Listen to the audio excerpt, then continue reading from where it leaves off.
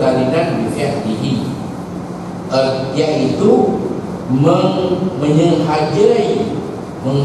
menyehajai, itu mengkasarkan akan sesuatu hal keadaannya, disertakan dengan awal perbuatannya. Maksudnya ialah kemahuan untuk melakukan sesuatu yang disertakan dengan perbuatan. Kalau ada kemahuan, sebaliknya tidak ada perbuatan, itu dipanggil azam. Kemahuan ada, perbuatan tak ada, itu dipanggil azam. Jadi kalau orang kata, bukankah kamu keluar daripada rumah datang nak solat di masjid, jadi buat apa lagi nak niat? Kamu dah niat daripada rumah, kamu dah niat daripada rumah, Allahu Akbar, teruslah, tak payah niat lagi dah. Ataupun bukankah awak turun daripada kereta, awak pergi ke tempat wudu, ambil wudu, awak nak solat kan, maka itulah niat awak. Bila nak solat Allahu Akbar, tak payah buat apa lagi dah, kemudian niat. Maka kita nak fahamkan bukan. Kerana saya masa keluar rumah, saya hanya ada kemahuan, perbuatan solat saya belum bermula. Masa saya keluar daripada kereta, ambil wudu, saya dah ada kemahuan, tapi perbuatan solat saya belum bermula. Kerana solat ni bermula dengan takbir. Sebab itu dia panggil tahrimuha at-takbir. Permulaan nak masuk dalam solat dengan takbir. Solat bukan masuk keluar daripada rumah, solat bukan masuk dengan basuh muka dalam wudu, tapi dengan Allahu Akbar. Jadi segala yang saya buat daripada rumah sampai sini, itu baru kemahuan. Ulama kata itu azam. Dan masa ambil wudu tadi, itu azam. Adapun niat, masa Allahu Akbar, itu niat. Sebab itu dalam masalah puasa, kita mengambil azam dan letak tempatnya. Dalam masalah puasa sahaja, kita tak niat seperti mana yang kita sebut, tetapi azam kita letak tempatnya. Sebab kita tak boleh nak niat. Dalam puasa kita tak boleh nak niat. Macam mana nak niat? Kita kata mesti perbuatan yang bersertakan dengan kemahuan. Jadi kita pegang jam, kita tengok waktu imsak, waktu terbit matahari, waktu subuh. Waktu subuh itu adalah waktu bermula puasa. Katakanlah 5:50 masuknya subuh, dan waktu itu akan mula kedengaran azan subuh. Kita pegang jam, kita kira 10, 9, 8, 7 sampai 2, 1, terus kita niat puasa. Boleh ke buat macam tu? Tak boleh, tak sah. Kalau niat macam tu kita betul-betul, kita nak bagi betul-betul atas sempadannya. Dalam kita nak mula puasa, kita berniat ketika itu, tak sah. Sebab jam kita mungkin silap. Jam ini benar ada sama, jam tak sama. Tuan-tuan tengok jam, tengok kawan sebelah jam berapa. Katakanlah jam saya sekarang 9.26, dan tuan-tuan tak spesifik 9.26, mungkin ada 9.25, mungkin tak 9.27, mungkin pun 9.24. Jadi mana satu yang betul? Jadi dengan sebab itu, suatu yang sukar. Bolehkah kita tahu terbitnya fajar, masuknya subuh dengan jam kita tadi? Ini satu anggapan, bukan satu keputusan tak. Jadi dengan sebab itu, macam mana kita nak niat puasa? Kita ambil azam, iaitu nak puasa itu, kita letak lebih awal. Waktu berbuka puasa, maghrib tu dah kita niat dah, saya akan puasa besok hari, tapi dah makan. Kau niat puasa makan, kita kata puasa besok, niat untuk besok, tapi hari ni dah azam dah. Jadi itu diperbahaskan oleh ulama, mengatakan bahawa azab diletak dalam tempat niat untuk puasa. Kerana kesukaran nak menepati antara niat dengan bermulanya puasa. Selain daripada itu, semuanya di awal. Semuanya niat, bukan azab. Niat untuk solat, niat untuk apa ibadat wudu, niat mandi wajib, niat, semuanya niat, bukan azab. Jadi kalau ada orang kata, bukankah awak datang daripada rumah tu nak solat, itu niat? Bukan, itu saya baru azam. Kadang-kadang daripada rumah kita dah azam nak solat, nak pergi masjid, tiba-tiba separuh jalan kawan sudah tahan kita, jom makan dulu, saya belanja. Kita pusing, tak masuk masjid, masuk kedai. Tadi niat kau kata nak solat, ni macam mana pula? Sebab itu kita kata bukan niat awak berazam. Nak niat bila? Bila sebut Allahu Akbar, di situlah niat. Ini yang disebut ulama. Orang dulu dia tak banyak syarah dia, sikit sebut dah faham. Tapi hari ini penuh dengan berbagai-bagai kefahaman yang menafikan sampai kata tak payah usolli, tak payah Allahu Akbar dia. Apa nak sebut? Dia kata ingat Allah Maha Besar. Jadi ingat Allah Maha Besar cukup. Kita nak tanya, di mana nak letak dengan hadis Nabi kata innamal a'malu binniyat, bermula segala sah amalan dengan niat. Itu nak tak mana? Kat mana nak niatnya? Bila nak niat? Jadi sebab itu jangan awak pakai otak, ikut panduan ulama. Ulama sebut niat ini menjadi suatu rukun kepada amalan-amalan.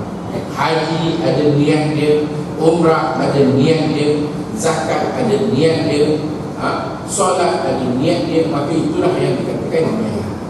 Lepas dia kata di sini, iaitu menyengaja, iaitu mengkasarkan akan sesuatu hal keadaannya, disertakan dengan awal perbuatannya. Awal perbuatan, maka tempatnya itu pada hati. Hati kita, hati lain, jantung lain. Orang Arab dalam kitab fiqh kalau sebut hati, itu jantung. Hati yang kita sebut disebut kibdah, kalib. Itu dalam hadis Nabi kata uhillat lana maitatan, dihalalkan kepada kita dua jenis bangkai, al-samak wal jarab wal daman, dan dihalalkan kepada kita dua jenis darah, al-kabid wa tihal. Kabid yang kita sebut hati itu kabid sebenarnya, wa tihal limpa. Itu dua darah yang dihalalkan kita makan. Maksudnya darah yang telah menjadi, kita sebut sekarang semua, kita sebut hati. Kita sebut hati sebenarnya kalau bahasa Arab itu dipanggil kabid. Satu daging hitam tu. Hati yang disebut orang Arab dalam hadis bila kita hati, yang maksudnya ialah jantung, yang yang kita pump, jantung. Jadi bila kita saya minta isteri saya belikan hati, dia beli jantung. Saya kata ini bukan hati, ini jantung. Dia kata inilah. Memang pun kalau tengok dalam kamus, gambar jantung tu dia tulis hati. Cuma orang Melayu bila sebut hati, kita pergi pada daging tadi. Bila sebut jantung, jantunglah. Jantung itulah yang dipanggil hati. Baik. Jadi di jantung tu, dia sebenarnya benda maknawi, benda makna yang dikatakan dalam tu ada sesuatu yang mana baiknya hati, baiknya badan. Bukan makna ketul daging tu, tapi makna yang ada di dalam. Baik, kita tengok dia kata Dan maka tempatnya di hati, itu di jantung. Maka jika adalah solat itu fardu yang lain daripada Jumaat, Zuhur, Asar, Maghrib, Isyak, Subuh, 5 waktu ini, apa nak niat dia kalau bukan Jumaat? Dia kata selain pada Jumaat. Dan qasad, hendaklah ia mengqasadkan dengan hatinya hendak mengerjakan solat. Pertama, dia kena ada qasad. Solat Zuhur, Maghrib, Isyak, Subuh kena ada qasad. Dengan hati dia, hendaklah dia mengqasadkan untuk melakukan solat. Maknanya kalau kita kata qasad ni, sebutan Arab dia ialah usalli. Sebutan Melayu dia sahaja, sahaja, bukan saja, sahaja. Itu sahaja keinginan untuk melakukannya. Itu yang pertama. Jadi dia kata, maka jika adalah solat itu fardu yang lain daripada Jumaat, dan qasad, hendaklah ia mengqasadkan dengan hatinya hendak mengerjakan solat sembahyang, dan ta'arufkan fardunya. Yang pertama qasad, yang kedua ta'aruf fardunya. Ta'aruf fardu makna ta'arrada, maknanya mendatangkan perkataan fardu. Itu namanya ta'aruful fardiyah. Ya sa'ili anil niyah al-qasdu wa ta'yin wal fardiyah. Mengqasabkan fardu, menta'arufkan fardu, itu yang kedua. Dan ta'yinkan waktunya, hati. Qasad, ta'aruful fardiyah, ta'yin. Qasad, ta'aruf ni mana? Sebut fardu. Ta'yin makna sebut waktu. Maka dan ta'yinkan waktunya, maka yang tiga itu dinamakan qasad dan ta'aruf. Ta'aruf fardu dan ta'yin dinamakan niat. Itulah niat. Dia bukan susah sangat. Allahu Akbar, dah, benda tak dapat. Cuma jangan lakbar, tak sempat nak masuk. Allah panjang sangat pula, lebih dari 12 harakat. Dia sederhana je, sederhana, dia taklah panjang. Dan lakbar tak terlampau lagi. Allahu Akbar, biasa kita dengar masjid-masjid, surau-surau semua satu nada yang lebih kurang sama. Maka itu cukuplah, selesailah. Ikut je lah imam tu, tak ada hal. Itu masalah. Baik.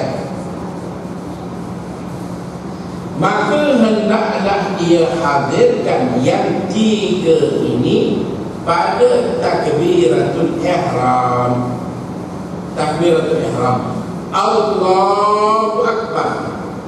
Angkat tangan ini sunat, yang penting sebutan ini pada takbiratul ihram. Jadi daripada alif sampai ra, tiga benda tadi telah, dia bukan kita bayang lautan kita, tetapi suatu yang terlintas. Allahu Akbar saja aku solat fardu zuhur, habis. Maka jika ada sembahyang itu Jumaat, kalau solat fardu Jumaat, apa jadi? Ditambahi imam. Jika imam, kalau imam dia kena wajib tambah. Kalau solat Jumaat, imam kena niat. Kalau jumlah cukup 40 dengan imam. Kalau jumlah cukup 40, kira satu-satu dengan imam cukup 40, maka wajib dia niat sebagai. Tapi kalau lebih 40, dia pergi niat zuhur. So apa dia musafir? Boleh, tak ada masalah. Makmumnya Jumaat dah. Itu dia punya kedudukan. Baik. Dia bergantung kepada jumlah kurang atau lebih. Baik. Jadi kata di sini, jika ada solat itu Jumaat ditambahi imam, jika imam, kerana imam ni dalam 4 solat saja wajib niat sebagai imam. Pada solat lain tak payah. Pertama Jumaat kena niat sebagai imam. Kedua, dalam i'adah, dalam solat ulang, katakanlah satu orang nak solat, dia dah seorang dah ramai kali, tinggal dia seorang, zikir-zikir datang sekumpulan. Kita nampak dia minta datang, tuan, kami ni semua nak solat, tapi kami tak ada imam, minta tuan jadi imam boleh tak? Dia kata, saya dah solat tadi. Dia dah solat, tapi jemaah minta dia jadi imam. Macam mana pernah berlaku zaman baginda, ada sahabat lewat, sahabat dah, baginda dengan sahabat dah selesai solat, datang satu orang nak solat. Baginda tanya, siapa nak bersedekah dengan dia? Man yatasaddaq ala fulan, siapa nak sedekah? Sedekah apa? Jadi imam untuk dia. Abu Bakar angkat tangan, maka Abu Bakar jadi imam, kawan ni makmum. Jadi kalau kita dah selesai solat, orang minta, kerana jemaah ni ramai dia nak solat, tak ada imam, jadi minta kita pun tak apalah, kita nak solat tadi, kita nak ulang sekali. Dia panggil i'adah. Maka ulang ini kena niat sebagai imam, kerana kita dah jadi imam. Kalau tadi sebenarnya zuhur tak ada imam, sah. Tapi ini kalau ulang kena niat sebagai imam. Yang kedua. Yang ketiga, kalau kita buat jamak, dipanggil jamak hujan, semayang jamak hujan. Ini kalau berlaku di satu hari zuhur, katakan hujan kami lebat, di mana kalau kita ni dekat masjid ni, kita rasa kalau hujan punya lebat macam ni, kalau kita balik asar nanti nak datang susah. Hujan lebat, walaupun kereta ada, motor ada, tapi kalau hujan dia dengan kereta pun basah juga. Sementara nak buka kereta, nak buka Swiss dia, dah basah. Jadi atas sebab itu dipanggil jamak hujan. Jamak ni boleh jamak takdim, jamak takhir tak boleh. Maka kita buat jamak. Imam tengok hujan lebat, dia pun iklan, tuan-tuan, hari ini kita nak buat solat jamak hujan, semua bersedia. Saya akan mengimami solat zuhur 4, asar 4. Kalau didapati hujan lebat pada takbir zuhur, pada takbir salam zuhur, pada takbir asar, maka kita jamak. Orang pun tengok hujan lebat, semua ikut imam. Maka imam wajib niat sebagai imam. Makmum memanglah wajib lah. Habis saja salam, hujan lebat, baru pulang asar, Allahu Akbar, 4 rakaat. Habis salam, hujan dah berhenti. Habis hujan dah tak ada lah, solat kita dah selesai. Hari itu asar tak perlu solat. Maka hari itu satu kampung tak ada azan asar. Maksudnya apa hal tak ada azan? Hari ini mereka semua sembahyang jamak hujan, maka asar tak ada sembahyang lagi lah, kerana selesai kita dengan zuhur. Tapi syaratnya mesti hujan lebat. Saya tengok di Yaman, orang Arab ni pantang hujan ni, dia jamak terus. Itu tak betul. Hujan bukan boleh lebat pun, renyai-renyai je. Tapi dia dah asalkan hujan, dia jamak. Hujan dia jamak. Itu dia buat mudah macam tu. Tak boleh. Orang Arab ni kadang-kadang macam itu, dia punya kesungguhan dia tu kurang. Dia pantang hujan, dia jamak terus. Musafir macam tu juga safar. Kadang-kadang bukan sampai 2 marhalah pun. Tak sampai 2 marhalah dah jamak lah. Tak, biar kita betul pegangan kita. Yang keempat, jamak wajib niat imam kalau seorang itu bernazar. Dia bernazar macam mana? Kalau saya dapat itu atau saya dapat ini, saya nak solat berjemaah. Dia nak solat berjemaah. Tiba-tiba apa yang berlaku, dapat, katakanlah permohonan kerja dapat. Bila dapat, dia pun pergi masjid nak solat berjemaah. Orang tengok dia, tuan naik jadi imam, imam tak ada, dia pun naik jadi imam. Disebabkan nazar dia nak solat berjemaah, maka dia kena niat sebagai imam. Kalau imam ni kalau tak niat imam, dia dapat pahala satu. Dan dia tak wajib niat. Tapi makmum kalau tak niat makmum tak sah. Itu kedudukan. Dan jadi kita di sini, jika ada solat itu Jumaat ditambahi imam, jika imam atau makmum kerana solat Jumaat itu disyaratkan berjemaah dari awal solatnya. Dan jika solat asar, kalau kita solat asar pula macam mana niat? Asar Zuhur, asar 4 waktu, asar 4 waktu. Ada satu orang tanya, kalau maghrib nak asar macam mana? Buat 1,5 kat mana? Tengah-tengah tu bagi salam. Tak boleh. Maghrib tak ada kasar. Kalau subuh nak kasar dia, buat satu saja pun tak boleh. Dia kasar ni hanya untuk rubai, solat 4 rakaat. Zuhur boleh kasar, asar boleh kasar, isyak boleh kasar. Adapun maghrib dan subuh tak ada kasar. Itu dia. Jadi dia kata, dan jika solat kasar bagi orang yang musafir, maka ditambahi kasar pula. Kita kena sebut kasran. Usalli fardhu zuhri kasran.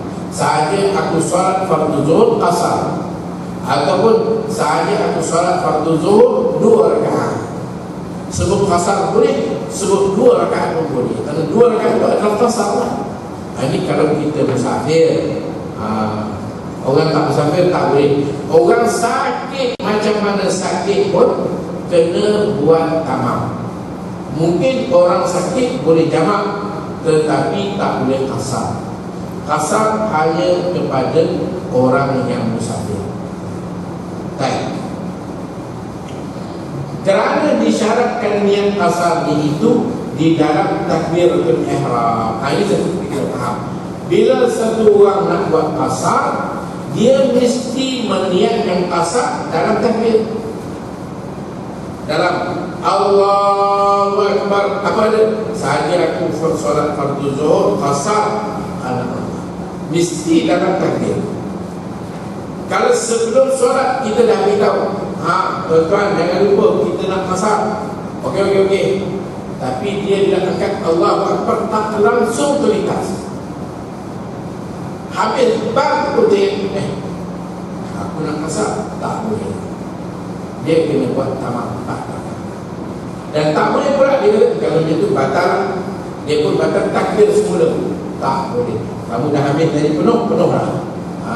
Tak boleh nak kasar lagi. Sebab itu niat kasar mesti dalam takbir. Dia berbeza dengan jamak. Niat jamak tak semesti dalam takbir. Mungkin dalam takbir, mungkin dalam Fatihah, mungkin dalam rukuk, mungkin dalam sujud, mungkin dalam tahiyat. Last sekali dalam tahiyat, dalam salam yang pertama, Assalamualaikum. Dalam tu kena ada niat untuk jamak. Kalau salam pertama nak bagi, salam kedua baru nak niat, tak ada. Dia mesti dalam salam. Itu mengenai dengan jamak ataupun kasar, mesti dalam takbir. Baik.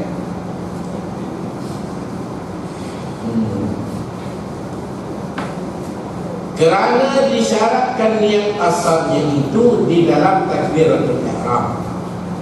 Dan jika ada sembahyang, jika ada solat itu sunat yang mempunyai waktu atau sunat yang mempunyai sebab. Solat sunatnya ada 2, sunat berwaktu, sunat bersebab. Apa contoh sunat berwaktu? Sunat qabliyah, sunat ba'diyah, sunat berwaktu. Sunat duha, sunat berwaktu. Sunat isyraq, sunat berwaktu. Aidil fitr, sunat berwaktu. Aidil adha, sunat berwaktu. Di sana ada sunat bersebab, sunat gerhana bersebab, sunat hajat bersebab, sunat taubat bersebab. Sunat witir, sunat berwaktu. Witir berwaktu. Waktu witir ialah selepas solat isya. witir. Sama ada masuk atau belum isyak tak kira. Asalkan dah solat isyak, boleh buat sunat witir. Macam musafir dia buat jamak takdim, maghrib isyak buat witir boleh, walaupun isyak belum masuk. Sama juga dengan tarawih selepas solat isyak walaupun belum masuk isyak. Jadi itu sunat bersebab ataupun berwaktu. Kalau tawaf, sunat tawaf itu sunat bersebab. Ihram sunat bersebab. Jadi dua, sunat bersebab atau sunat berwaktu. Sunat bersebab ni kalau terlepas habis tak ada qada. Sunat bersebab kalau terlepas habis tak perlu qada. Tapi sunat berwaktu kalau terlepas boleh qada. Orang terlepas solat hari raya boleh qada. Orang terlepas solat witir boleh qada. Solat sunat boleh qada. Sunat qada. Kalau sunat yang bersebab, gerhana dah habis lah, maka tak ada qada. Sunat bersebab ada qada. Sunat berwaktu ada qada. Itu dia. Kira jika ada solat itu sunat yang mempunyai waktu atau sunat yang mempunyai sebab, maka disyaratkan adalah niatnya itu dua perkara. Sunat bersebab atau waktu ni ada dua benda isi dia. Pertama, dua perkara. Pertama, asal kena ada usalli. Keduanya ta'yin, sebut apa yang kita nak solat. Seperti sunat subuh, usalli sunnatas subhi, usalli sunnatal fajr, sunat subuh kayak gitu. Maka itu dua benda, usalli dan sebutkan sunat subuh. Dan dua hari raya, usalli Aidil Fitri, usalli Aidil Adha. Dan sunat gerhana, usalli usufal syamsi, usufal qamari, gerhana. Seperti hadirkan aku solat gerhana matahari atau gerhana bulan atau solat hari raya Adha atau fitrah. Ini solat yang kedua. Yang ketiga, dan jika ada solatnya itu sunat mutlak. Sunat mutlak ni sunat tak ada sebab. Sunat mutlak ni ialah sunat tak ada waktu. Dipanggil hadis kata khairul mawdu' as-salat. Sebaik-baik tempat kita meletakkan diri kita. Dan mana letak diri kita paling baik masa solat. Katakan kita free, tak ada apa, nak letakkan mana? Mungkin kita letak masa kita depan TV, mungkin kita letak masa kita di kedai makan, mungkin kita letak masa kita di kelas pengajian yang sunat, atau kita letak masa kita dalam satu-satu urusan. Manakah peletakan masa yang paling baik bagi seorang? Iaitu meletakkan diri dalam solat. Tak dapat solat, Allahu Akbar. Itu yang orang dulu solat ratusan rakaat. Kalau kita lihat solat apa sampai 100 rakaat, sampai 200 rakaat, 300 rakaat, sunat mutlak. Dia tak ada sebab dan dia tak ada waktu. Jadi kalau sunat mutlak ni apa nak buat? Dia kata jika ada sembahyang iaitu sunat mutlak, iaitu sunat yang tidak mempunyai waktu dan sebab, maka memadalah niat satu perkara jua, satu je benda, iaitu qasad. Usalli Allahu Akbar, usalli Allahu Akbar. Jadi satu orang dia masuk masjid, dia nak tidur dalam masjid, dia tengok Tok Siap ada kat belakang. Jadi dia nak tidur ke nak solat, tapi kalau masuk tidur Tok Siap tak bagi. Dia pun masuk, dia pun takbir kuat. Sahaja aku solat 100 rakaat, Allahu Akbar. Wah, dia hantar 100. Dia bagi Tok Siap dengar. Nanti Tok Siap kata 100 waktu dah lepas isyak. Nak tunggu tengok jam lama ni, balik dulu lah biarlah dia solat. Dia tunggu tu siap balik je, dia tidur, bukan nak solat pun. Jadi dia nak tidur tapi nak perangkap untuk siap supaya tu siap cepat balik. Dan dia sebut satu sekali tu siap tidak, tu siap tidur susah dia pasal ni iktikaf. Saja aku iktikaf sepanjang malam sampai pagi, terjatuh tu dia lari tidur. Mak dia tahan dia nak buat 100, tu siap pun lebih pandai pada dia. Nak iktikaf sampai pagi, kau buat 100, aku nak tengok, aku nak iktikaf sampai 100 sampai pagi. Tak terbuat nanti dia berdoa. Maknanya itu sunat mutlak. Jadi sunat mutlak dia apa? Dia kata jika ada solatnya itu sunat mutlak, iaitu yang tiada mempunyai waktu dan sebab, maka memadalah niat satu perkara jua, iaitu qasad, hendak mengerjakan solat. Dan sunat mutlak, sunat melafazkan. Kemudian dia kata sunat melafazkan niat dengan lidah dahulu daripada takbir. Ini bahasa kitab ni. Orang yang karang kitab ni bukan cara-cara orang ni, ulama besar. Dia kata sunat melafazkan niat. Kadang kalau ustaz-ustaz yang cerupa ni kata bid'ah, Nabi tak pernah sebut. Mudah sangat dia tengok orang macam tu kena bid'ah. Dia tak tahu yang kita sebut tu ada. Walaupun Nabi sebut tak sebut, mana kamu tahu? Yang penting Nabi kata apa? Innamal a'malu binniyat, bermula segala amalan sah dengan niat. Itu Nabi dah beritahu. Nabi semua mulakan dengan niat.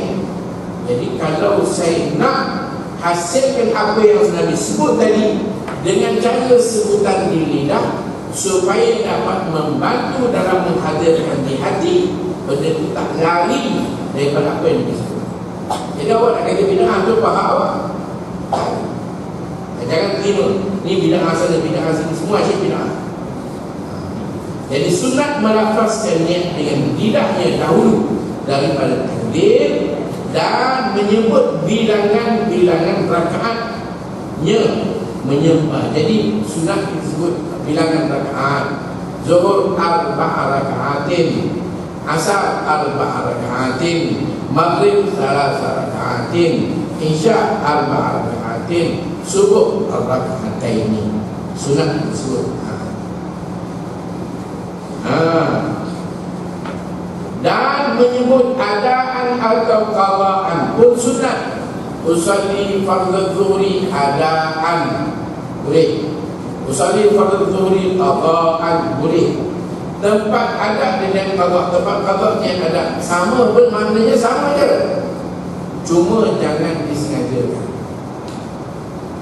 Kalau satu orang bangun, dia sangka waktu masih ada, dia pun niat usalli fardhu subhi adaan, Allahu Akbar, salat. Bila habis solat tengok jam, rupanya waktu dah habis. Dia waktu dah habis, dia niat adaan, sah ke? Sah, tak ada masalah. Atau satu orang dia ingat waktu dah habis, dia pun solat usalli fardhu zuhri 4 rakaatin qadaan.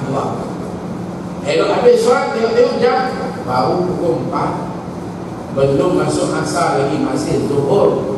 Jadi dia telah niat qada, sah tak? Sah. Ada kesilapan dia. Yang tak sahnya macam mana? Sengaja waktu ada dia niat qada. Dia tahu waktu ada, dia niat qada. Dan sengaja waktu dah habis dia niat adaan. Itu tak ada. Kalau tersilap tak ada masalah. Jadi sebab itu dia kata menyebut adaan atau qada itu sunnah. Dan mengidafatkan bagi Allah, dan sebut idafat lillahi ta'ala, itu sunnah. Seperti katanya usalli fardhu zuhri 4 rakaatin adaan lillahi ta'ala, usalli fardhu maghribi 3 rakaatin adaan lillahi ta'ala, usalli fardhu subhi raka'ataini adaan lillahi ta'ala. Boleh, tak ada masalah. Ada ditambah lagi istilah ulama dalam mazhab lain, dia kata mustaqbilal qiblah. Usalli fardhu dhuhri arba rakaatin adaan mahmuman lillahi ta'ala mustaqbilal qiblati lillahi ta'ala. Boleh, semua boleh. Tapi inilah cukup untuk membuatkan solat kita ini niat disempurna. Jadi wallahu a'lam bishawab. Bas masa pun cukup. Saya rasa sampai di sini saja dulu muzakarah saya pada minggu ini dengan tuan-tuan.